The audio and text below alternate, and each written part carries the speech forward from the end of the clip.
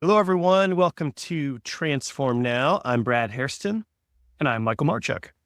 And this is our end of year highlight episode. So we did this last year and it was a lot of fun. And we thought, hey, let's do it again. We're going to focus on some of the highlights from Transform Now over 2024. We had a lot of great episodes to choose from. It was extremely hard. Very difficult. 10 in total, 5 for me and 5 for Michael. But before we dive into them, let's just review the year in podcast. So for Transform Now, we actually published 86 episodes this year, which is quite a lot. 50 of those included a guest. It could have been someone from within SS&C, but most of the time it was someone external. It was a partner or an analyst or an author, a professor, a customer. We kind of covered the gamut this year. So we did 50 of those, and then we did 36 pulse checks. So the weekly pulse check is something new we added this year, where every Friday, Michael and I publish a podcast where we look at the news, we pick out items that relate to automation and AI that are really interesting. And we kind of go off script. We just give a real candid reaction to those articles and have a lot of fun discussing those. So we did 36 of those in combination with the 50 that had guests. So the other thing we did that's of note is we started publishing the video of all of our podcasts on the SS&C Blue Prism YouTube channel. We started, I think, around episode 300. We started putting those out. And so now we have our podcast not only in audio form on Spotify and Apple, but we have the full video from each podcast available on the YouTube channel. So really excited about that. That's been a nice addition. And we've had a lot of people comment that, the video is always preferable, especially if it's a 30-minute show. So we hope more people will give it a listen based on the video that's now available. I agree. And it's not just that we produce a lot of stuff, which we have. We're actually getting some feedback that this is good stuff. We are ranked top 2.5 of all podcasts on the planet, which is pretty impressive considering the topics that we cover are not real crime stories. They have nothing to do with fictionalized. If you're there, it's we're out reading books to people. This is really something that we just go into from people want to know this stuff. And I'm glad that we're able to cover that. And what's interesting about it too is that after 90 days of publishing, our average listens per episode are over 2.5 times as high as the global average for all podcasts. So people are listening to our podcast, and we're so happy that you are, because it helps us to produce the content that you guys are looking for. So we look at the episodes and we look at what's been trending and how you guys have been reacting, and we want to produce content that you guys feel is useful for you. So we're really happy about that.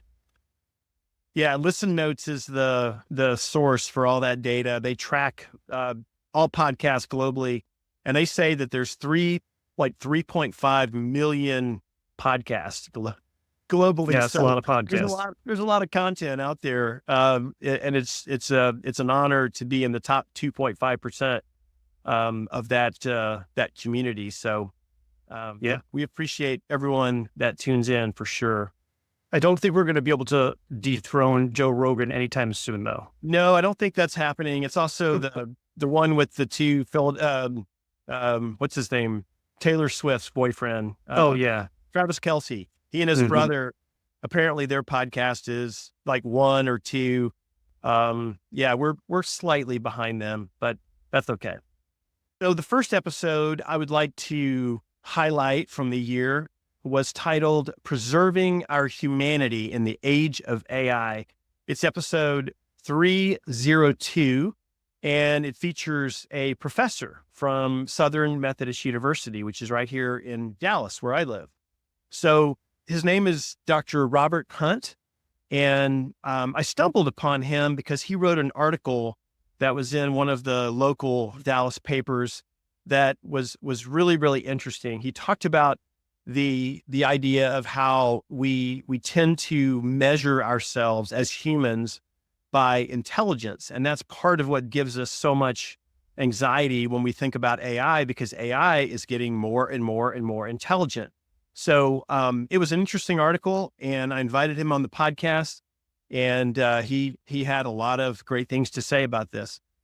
So we're going to give it a listen. By the way, the video for this is non-existent because he was in Vienna at the time we recorded this. He's working on a book about the same topic, and we had some bandwidth issues. So we're just going to have to listen to what he had to say on the podcast versus actually see him on video.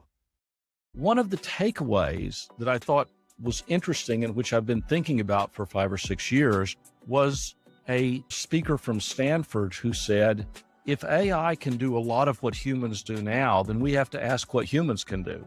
And that, in fact, said very strongly, human resources may be the most important part of a company, not R&D and not marketing.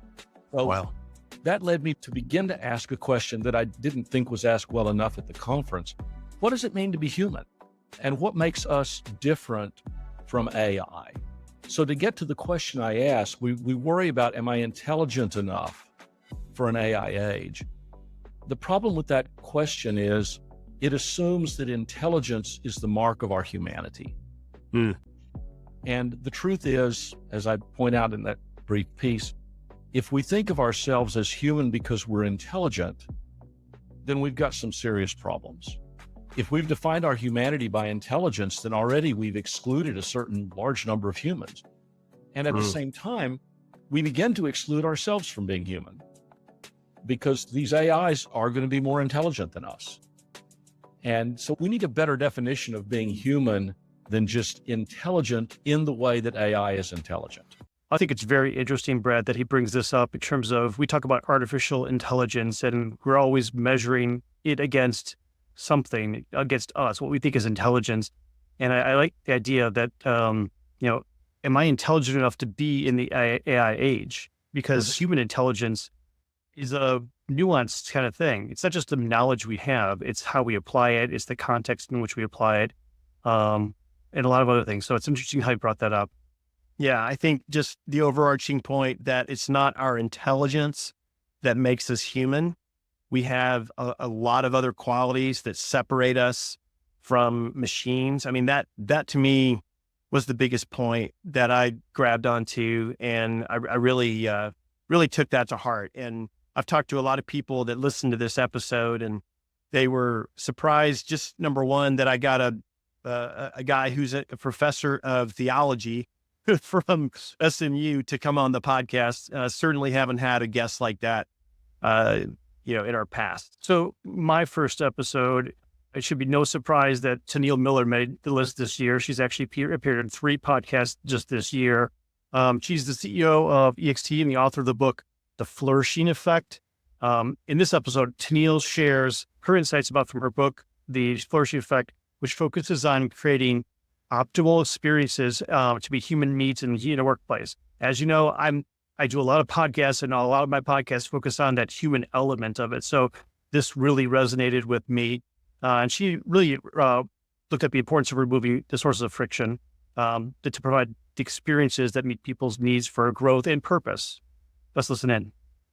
I figure like everything else I talk about doesn't matter if you can't, lead change and really make change happen and make these things happen. If you can't do it, then it doesn't matter.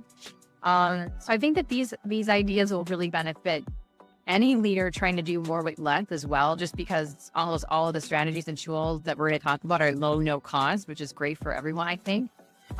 It's the way I think about it, it's more about how we work and how we operate, not what we're buying, not what we're implementing. It's about how we're doing it. It's about being deliberate and practicing it daily. So what I would say is, in today's dynamic landscape where people are really, as you mentioned, we're stretched thin, we're super lean, change is coming at unprecedented rates.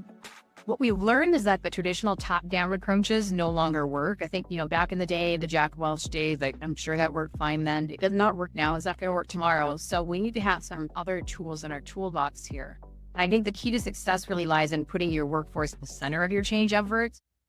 So, Michael, I so badly want to do a Captain and Tonille joke right here, but I'm just not going to do it. I'm a better person than that. But no, in all seriousness, Tonille, who, like you said, you've had her on before, she is really good at keeping the focus on the workforce.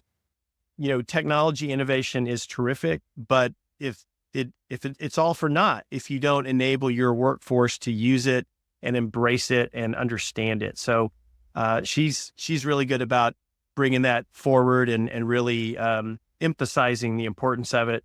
So I found the episode really interesting. The next episode I want to highlight is titled Moving Toward a Swarm Intelligence with GAI Insights. It's episode 262, and it features Dr. John Sviokla, who works with this company called GAI Insights. GAI stands for Gen AI, as you might guess. So they're a research firm that provide guidance to companies on strategy and execution around Gen AI. And this episode was really interesting. In fact, it was our most popular episode of the year in terms of listens. And I asked John how he thinks the Gen AI revolution differs from the previous technology revolutions that we've gone through, such as the internet or the mobile phone. And here's how he responded. Well, in every market, there's, Gartner hype cycle, whatever. There's overpromise and underdeliver, and then, overcorrection and so forth. This one, though, is very, very different for at least three fundamental reasons. First of all, nowhere had back in the .com stuff, and we're right in the middle of it. The final for our first class, the final project by one of the guys was the marketing plan for Yahoo. He was same with was Tim. He was roommates with Yang and Philo. Anyway, that's safer. And so we're right in the middle of it. And the problem there is you had a bunch of capital going at businesses that had no business model. That's not the case here. Here you've got, OpenAI is a $2 billion company. Mm-hmm. Right? You have Midjourney. Midjourney makes over $100 million a year, and they have 11 employees. Okay, I don't care what their cloud costs are; they're making money. Right. One employee is the $100 million in revenue, right?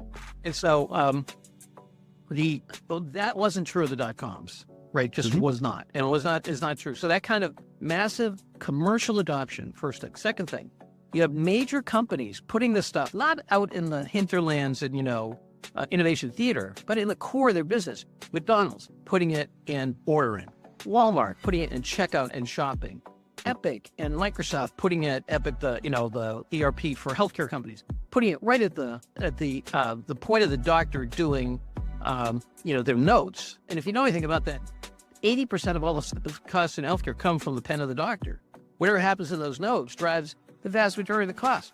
So these people are doing it like Volkswagen's putting it right in the car, Mercedes right in the car. I mean, these are not, experiments off to the side. This is right in the core, and it's happened since, 15 months. Nuts. There's a second. Third thing is I think fundamentally, when you move the ability to cognate, to think, to take action, and the long history of automation has been one way. Out of humans into machines, out of animals into machines.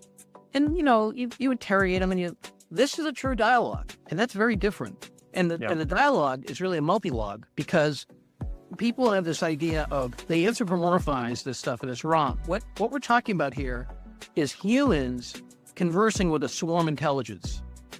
Okay. It's not a human with another. You're talking to a BI. You're not talking to a BI. So I thought it was very interesting the way he brings out some of the first of all, the speed. We're seeing experimentation to production happen very rapidly now, which is very interesting. But also the idea that we continue to, and I think it's just sort of natural for us to do this, as we look at the clouds, we see animals in the clouds, we see faces in toast, all the kind of things that we've seen. We tend to anthropomorphize a lot of stuff. And here we are having this artificial intelligence respond back and forth to us. It's very natural, I think, for us to do that. Yeah, and I really liked his point that was at the very end of that segment where he says the previous revolutions involved us going into something, putting information into a technology and then it does something. Whereas this is multi-directional. It's having conversation through an AI agent with information, having a conversation with a contract, having a conversation with, the internet about something. I mean, that to me was a really, I think, profound observation that he made that he says is worth noting, and differentiates this current disruption from previous ones. My next episode, I had with Juliette Powell, entitled "The AI Dilemma: Principles for Responsible Technology." It's episode 287. Juliette, I actually met through Tonille Miller. And in fact, I had a joint podcast with both Tonille and Juliette at one point this year as well. Fascinating women, wonderful podcast, lots of information in there, and they're just amazing people. So Juliette is the founder and managing partner of Klein Powell International, and she authored, like I said, the AI Dilemma book. Very dynamic person. She talked a little bit about her journey from being a music VJ back in the day to an AI expert who regularly discusses this concept of responsible technology use. So we also talk a lot about the stuff that was in the book, ethics, privacy, responsible use, education, and she obviously revolved around that concept that humans need to be involved within AI for decision making. So let's take a listen to this. First and foremost, it's really important for any company that is either developing or deploying both to really do a serious calculus of intentional risk. In other words, to not just weigh the risk and benefits of, the bottom line. How much am I going to be able to monetize this opportunity and cut costs by, cutting people, essentially? It's much bigger than that. It's a risk-benefit analysis that also takes into account if you get fined, for example, by the European Union in their Artificial Intelligence Act that comes into effect in 2025. So that's next year. If you're deploying a chatbot, is the chatbot making people think that it's human, for example? If it is, then you're de facto in a high-risk category in the European Union. If any of your training data, and if you're not the one who's actually training your AI system, you probably won't know this until you get caught.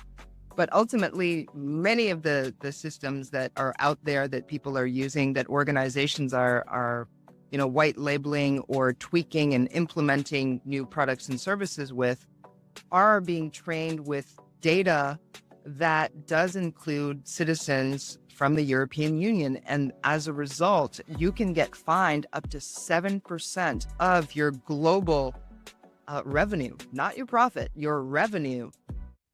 What I hear Juliette saying is that we put way too much emphasis on the benefits of AI and not nearly enough emphasis on the additional risk that it has, presented to us. So I could not agree more. I mean, not only do companies risk exorbitant fines, they also risk, turning away customers.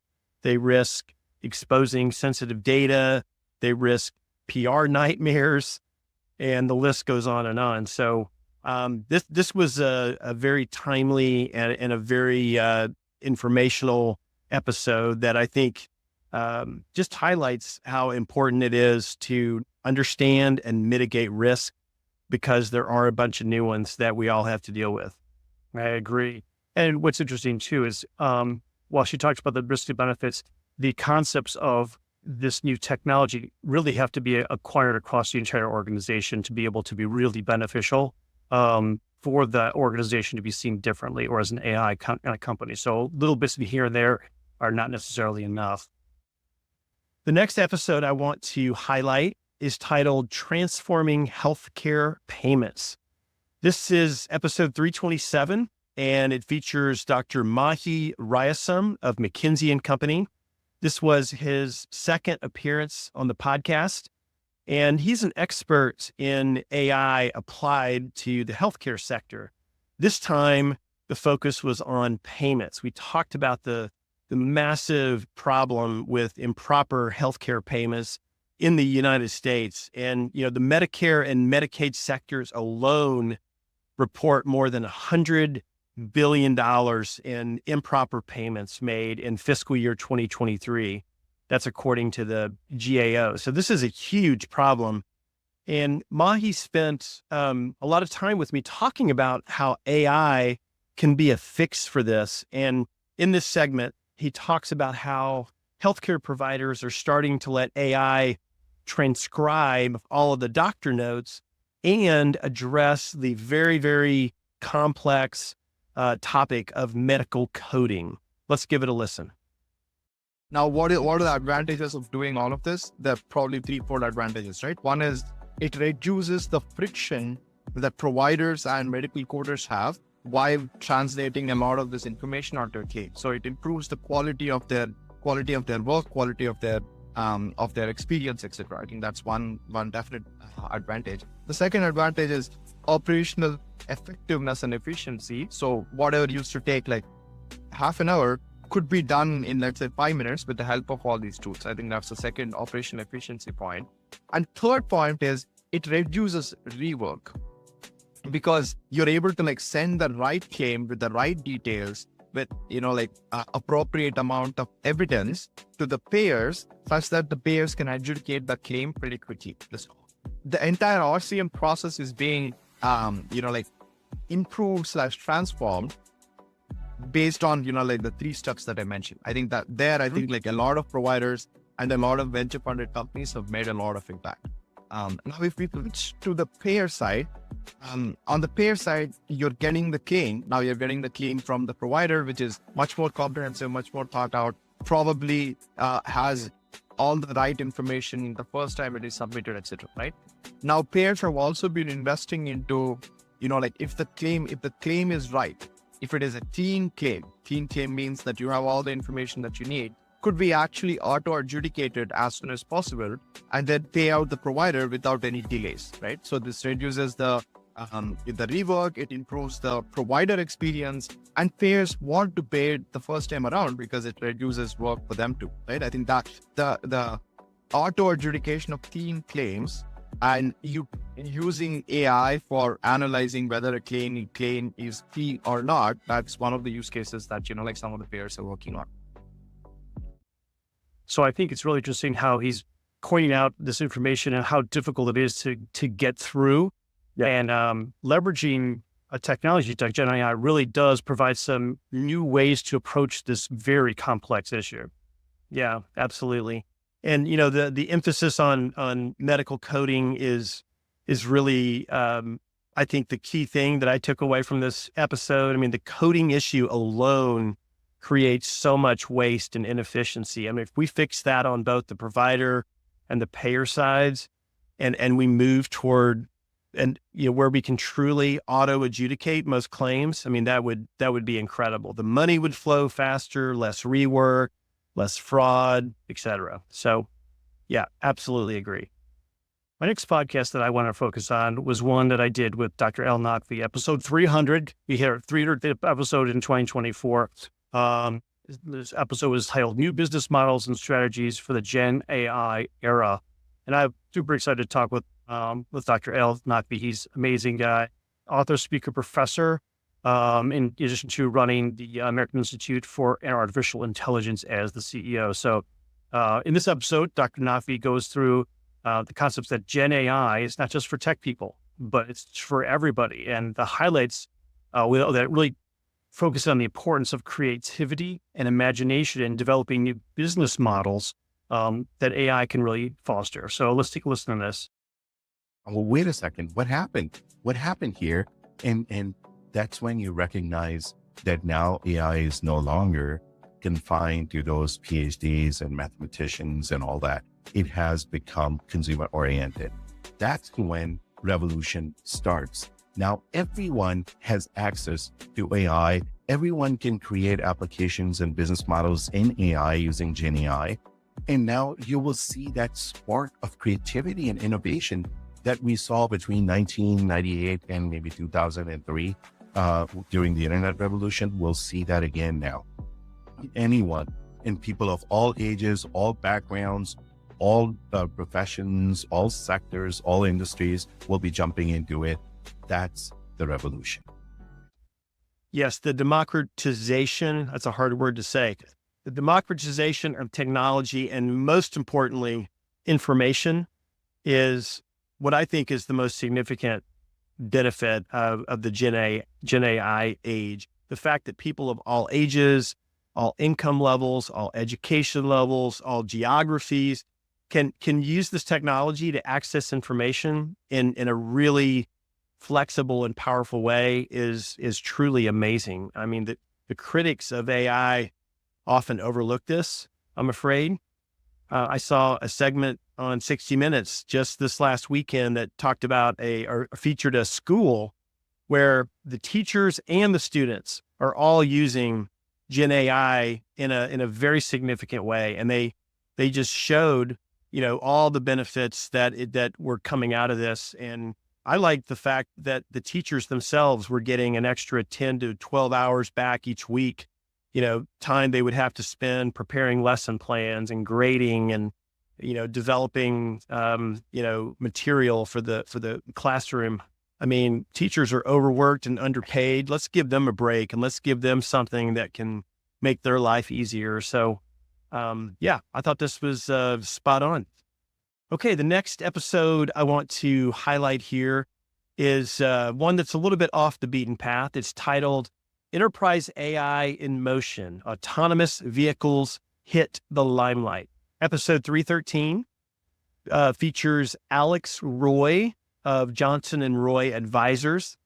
So if you know me, and Michael, I know you know me, you are aware that I'm a bit of an enthusiast around the whole self-driving car idea. And to me, this is another area of automation that is really picking up momentum. Waymo is a leader in this space, and they are operational right now in 3 to 4 markets in the US. I think of them as kind of the driverless alternative to Uber. So instead of dialing up an Uber, you dial up a Waymo and it shows up and there's no one driving the car. So pretty cool stuff. Well, other companies like Waymo are coming behind them. Tesla keeps saying that they're going to be there. They've been a little bit delinquent in doing so. And by the way, GM, coincidentally, just yesterday announced that they are not going to be in this business. They were headed in that direction. They've decided that this is not a field that they want to get into. So they're going to, I guess, leave this to the Waymos of the world.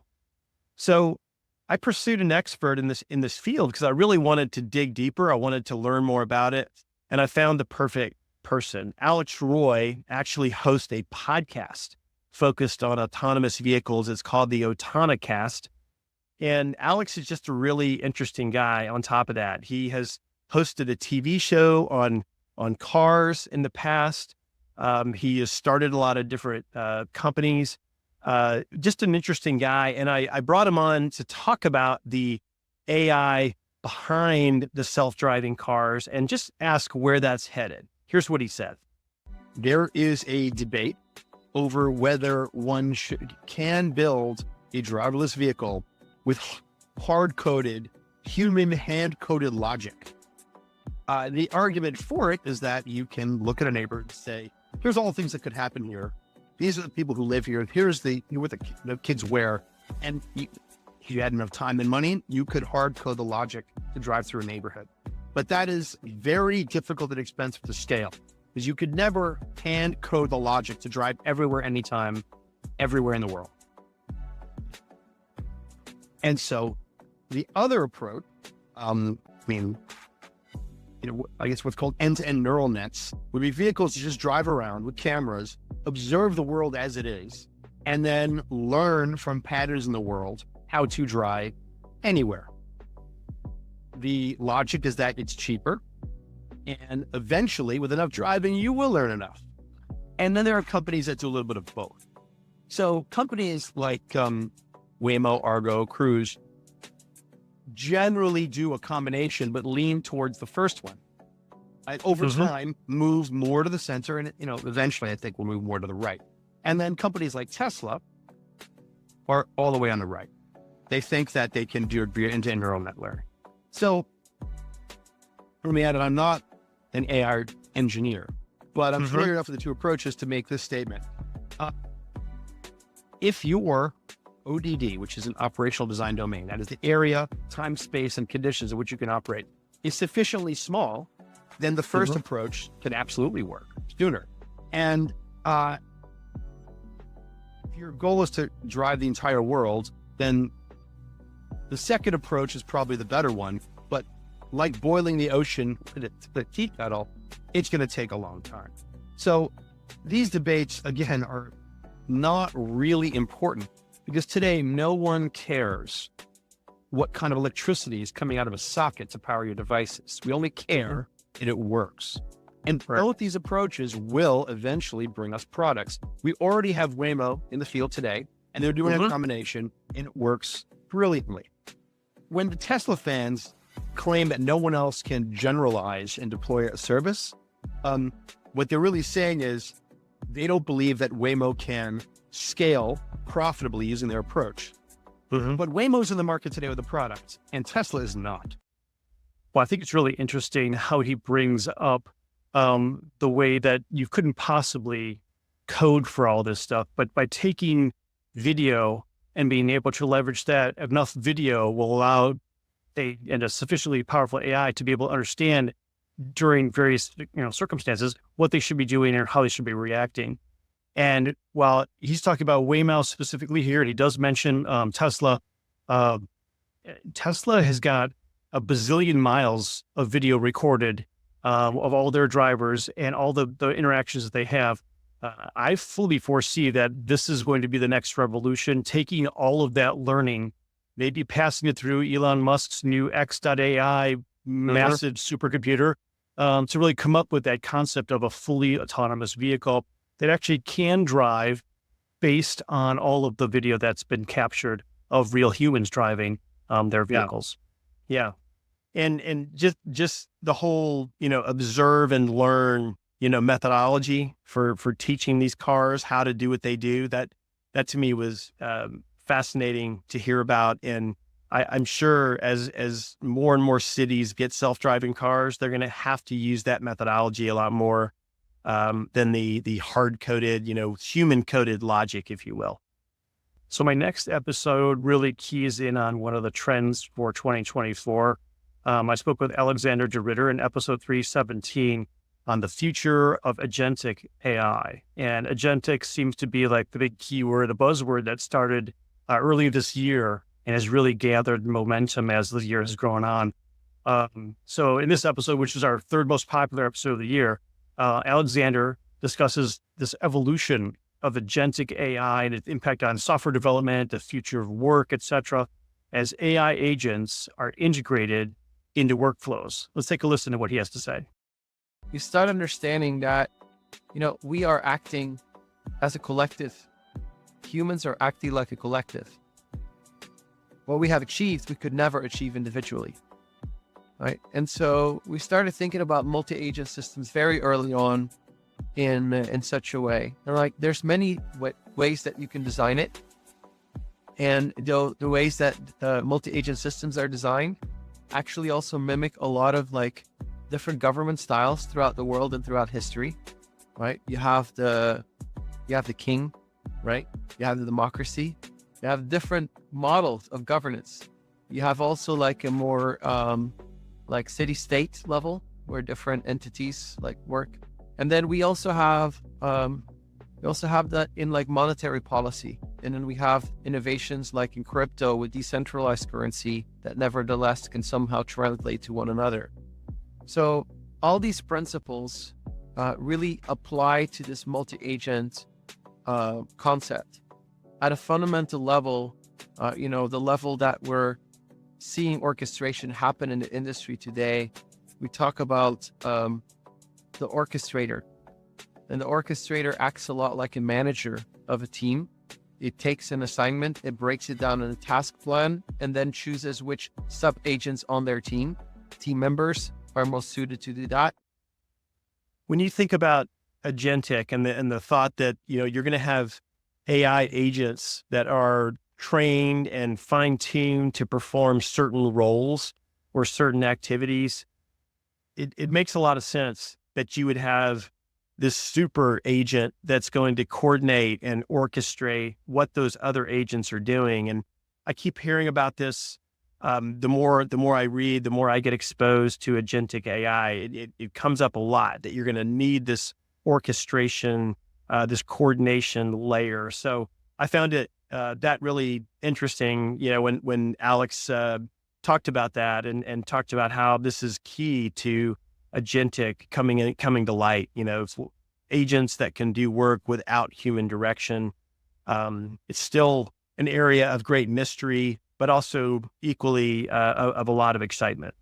Yeah, it's evolving for sure, but I think that's part of the 2024 kind of motion here, taking something that started as an idea, growing that idea, expounding on it, and really seeing where it could possibly go, given the fact that the leaps forward we're making in generative AI are really allowing it to happen. So again, really love the way this conversation took place, and I'd like to see more of this happening as we go into 2025 and see where the agentic leads us. Okay, and so the final episode that I decided to highlight from 2024 is titled The AI Power Sourcing Dilemma. It's episode 309, and it features Aaron Denman of Bain & Company. Now, Aaron is a partner at Bain. He runs their utilities and renewables practice. This was his second time on the podcast, and we discussed the growing tension between the rapid expansion of AI and the increasing demand that it has created for energy. Here's Aaron weighing in on where things stand with the global energy demand that has increased to historic highs. Let me think about where the utilities are right now. Obviously, they're seeing a lot of this demand. I think one of the things the utilities are trying to understand is how much of what the signal they're receiving on demand is real or not. That's the big thing that utilities are working through. We're partnering with our clients on, is because if you sort of add up all of the utilities that are announcing how much is in their data center queue, it's really extraordinary. And I think when you step back, it's hard to believe that all of that is unique, that there is a duplication in the market. So where do we take out that duplication across what we're seeing in different services? So utilities are thinking about that. So as we build power, how do we make sure that we can actually build the right amount of power for what we see, that the true demand that's actually going to sort of show up?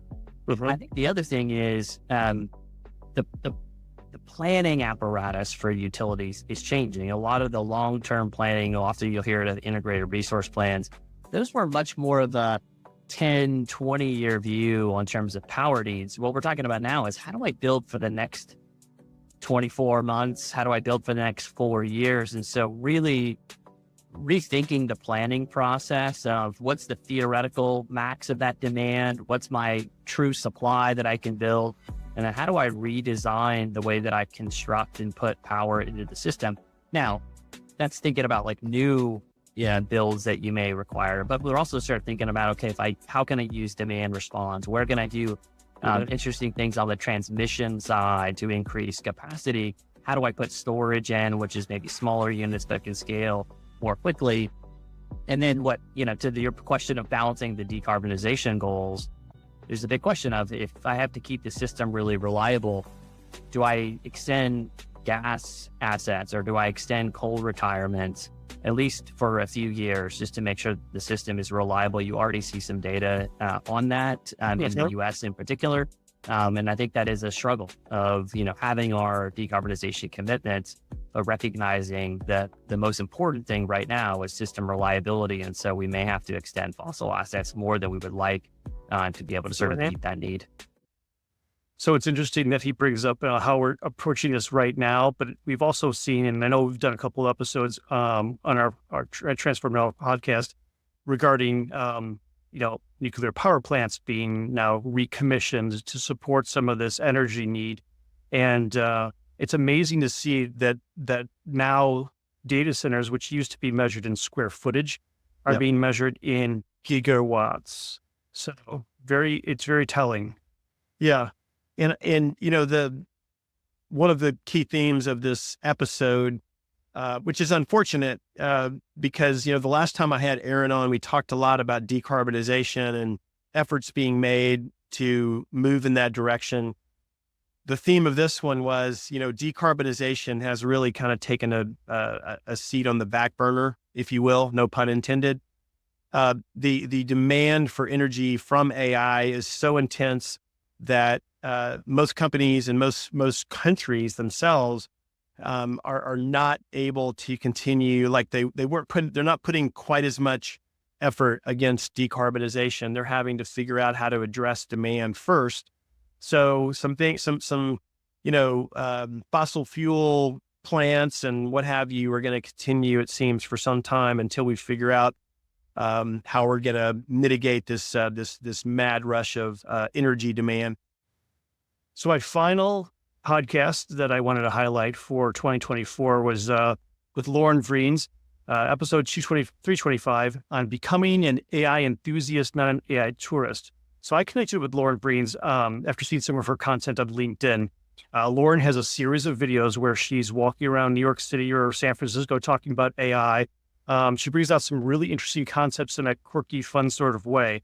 And in this episode, we kind of go through the barriers to AI adoption, where some companies are doing better than others in terms of adopting the new technologies, but also this concept of what an AI tourist is after adoption. So I'm not going to spoil it. You need to go back and listen to the episode. It was a fantastic episode. So as we go through this year, the common theme, as we see among many of our experts, was that you want to adopt AI, but maintain a connection with human insights to make sure you're getting the most benefit for the technology and for the organization. It also talks a little bit about, especially this clip here, on how organizations need to see hiring in a different context when we start talking about AI. So let's listen in on this. I've seen a decrease in hiring for entry-level positions because now it's like the grunt work can be done by your middle managers, but with AI. So it's not really expanding their workload. They don't necessarily need to pass something off to an entry-level employee. I think this is a really short-sighted view because who are going to be your managers in 10 years if you no longer have entry-level people coming into your funnel and learning about the organization and learning what's important and the market, et cetera. And so I think we need to start shifting towards apprenticeship models or even chief of staff type of models where we're still hiring entry-level people, but we're training them not in how to do a PowerPoint. We're training them in how to think. They're shadowing senior leaders. They're maybe doing special projects. And then they're also being, I think, trained in how to be augmented with AI. I think it's really interesting what she highlights there, that I never thought about this, that as jobs become more and more automated, companies are going to have to rethink how they hire and how they develop people. I mean, a lot of the entry-level jobs that people would typically come into when they're starting their career, many of those are going to be automated. So you really do have to figure out how and where and when you bring them in, and then how you build the right skills, including AI, as early as possible. This is going to be key for this new age that we're in, for sure. What's interesting to me too is that when organizations bring in AI technology, they spend a lot of time developing that technology to express what they want it to do. Whereas with humans, oftentimes we find we go through an onboarding program that tells you a little bit about the company, and you get to sit with your manager for an hour and they let you loose. So as part of this concept, if we spent the same amount of time we did with new hires to help guide them and look for that position where they should be fit or where they find the best fit within the organization, we might see even better outcomes bringing in new people, allowing them to express not only their new ideas, but also to understand how they could grow within the organization as part of the organization, not just a cog in the machine. So great discussion with Lauren. Well, Michael, that was a great roundup of our personal, top highlights from the year of the many different podcasts that we've published. It's been a great year of podcasting with you. And since this is the last episode to be published in 2024, let me just say happy holidays. And I look forward to many more great podcasts in the year 2025. I look forward to that too. And I look forward to our 2025 predictions episode too. So make sure you're listening for that one as well. Yes. Okay. Thanks for joining, everyone. Bye for now.